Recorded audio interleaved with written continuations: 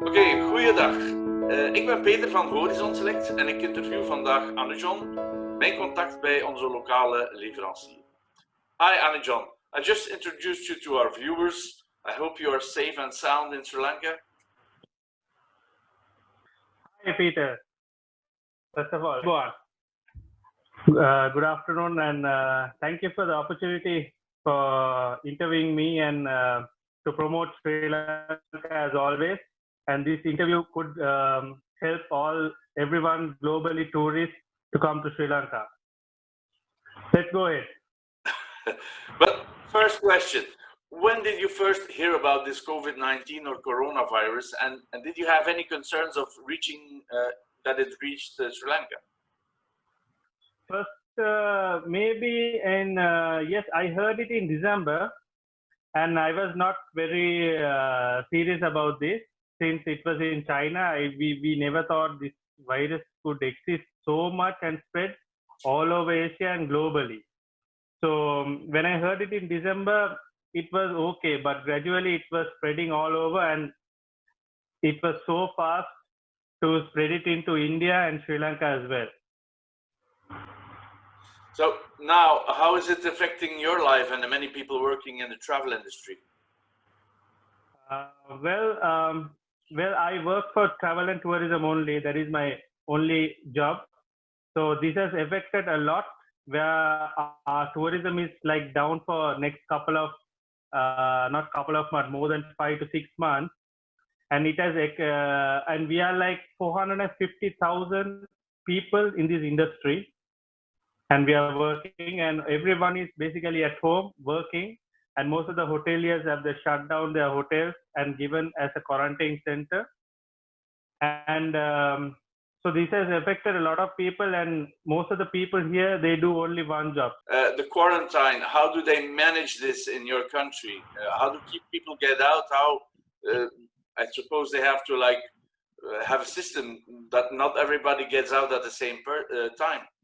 Okay, so let me explain to you. So in Sri Lanka, we were imposed with curfew from the mid of March, where we saw it was spreading gradually. So there were some positive cases. So our government implemented curfew from mid of March until now. We are still on curfew. So if I mean lockdown, that means a person can go out to buy the essential goods where it is happening in Europe. But here it is curfew. So the essential goods are being delivered via the online and delivery services. They are delivering all the goods. So we have been home from March mid until now. And we are hoping that they have informed the news yesterday that they will take it off by next week, depending how the situation is. Okay. I heard they had a system with identity cards and the numbers on it. Not true? Yes. Yeah. This was imposed in some areas where you can, depending on the identity card number, let's say 1 to 0, 1 to 9, then 0. On Monday, there could be they are implementing from next week onwards, from after the 4th on Monday.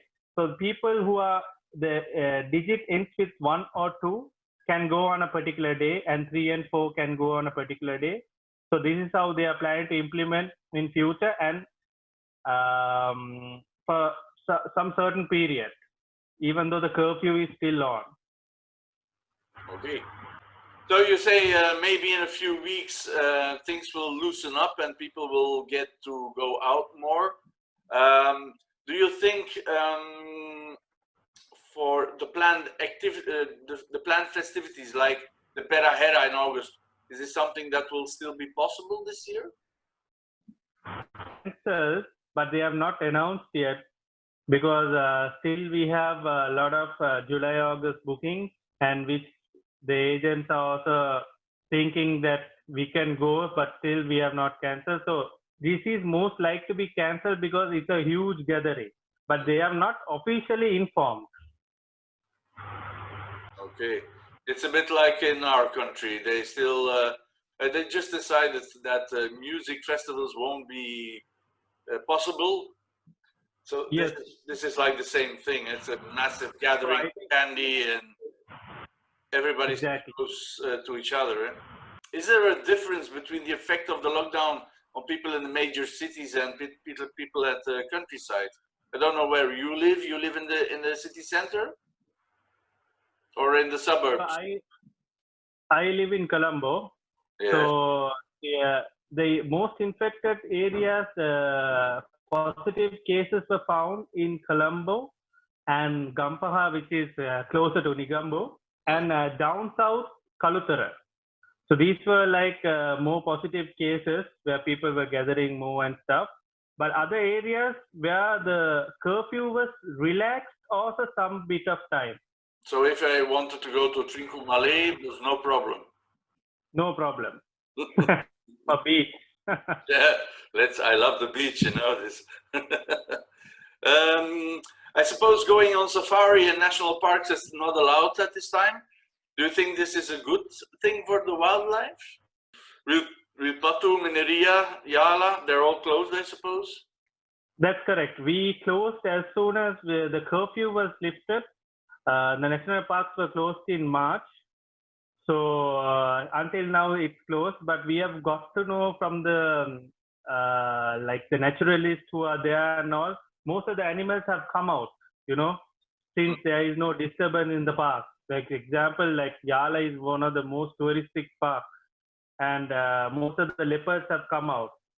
And this could be good, and animals are peacefully in their jungle, in their home, and this could help us also for the reproduction, which Yeah, will really help them. a lot of sex in the park. Exactly, they are the kings of the park, and now they are freely roaming around for 2 months, and this is helping them a lot. How this virus, how has it affected life in general in Sri Lanka? For the people that are not working in the travel industry, can they live their lives pretty much like before, or? Yes, so right now the countryside people, what they are doing is they are planning on doing some small businesses like essential goods and farming. Everyone is planning these days. Everyone, even in the Colombo city, they are doing planting, vegetable plantings and tree planting. So they are more with the nature and stuff, and then trying to plant their own, grow their own vegetables and stuff. So this is happening in the most of the villages also. So they have been given a fund also from the government, a small fund for everyone to help the small people who are really affected from this. So in a way, everyone is fighting over this, and everyone doing pretty doing the same thing at home. I saw pictures of Goldface, totally green. Is this a real thing, or was it photoshopped? No, that's a really green thing, because people have not been roaming around in the grass. So the grass have grown and it's pure green now. It's beautiful. I saw it.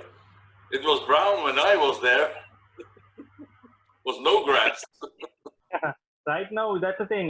Because normally on at golf days on weekends, on Friday or Saturday, Sunday, most of the people come from out of Colombo. They come and stay, and people check out the new port city.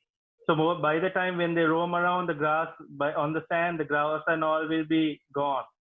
So right now, since no one is there, and I believe in globally, the environment pollution is less these days, because people are no factories are doing their production and stuff. We basically breathe the good air, very good air globally. Yeah, that's true. We will finish with the last and most important question. Why should people go to Sri Lanka once they can? What is there so special? We are a wide diversity country where during this short period, we will be able to travel to one of the good places like national park and coldest areas and waterfalls. There are so many things to see in Sri Lanka within a very short period, traveling hours. And climate-wise, we are really good. It's one of the hottest country as well. So, and we have really good beach comparing to other countries also, as you have been and most of the countries. Also, one of the other things, we were #1 in the Lonely Planet last year, which gave us a really good boost for the country. And people have been gradually every year we have seen an increase in our market. So apart from that, friendly people, and there are a lot of things to do. You can get together with many religious people and villagers to experience the local, and we have a history influence of all the English, Dutch, Portuguese people who have been here. So the history stays, and we have more UNESCO sites which can be visited. This is why people should visit, and definitely they should visit after this fight. Okay. So, Anujon, thank you for the talk and update.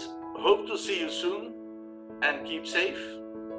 Thank you. So one thing I would like to say, so this is how we greet Aibuan, and I think this is Aibuan means may you live longer. This is being practiced everywhere since we can't shake hands right now. So everyone is greeting like this, which means may you live longer. Aibuan. Thank you very much. Bye-bye.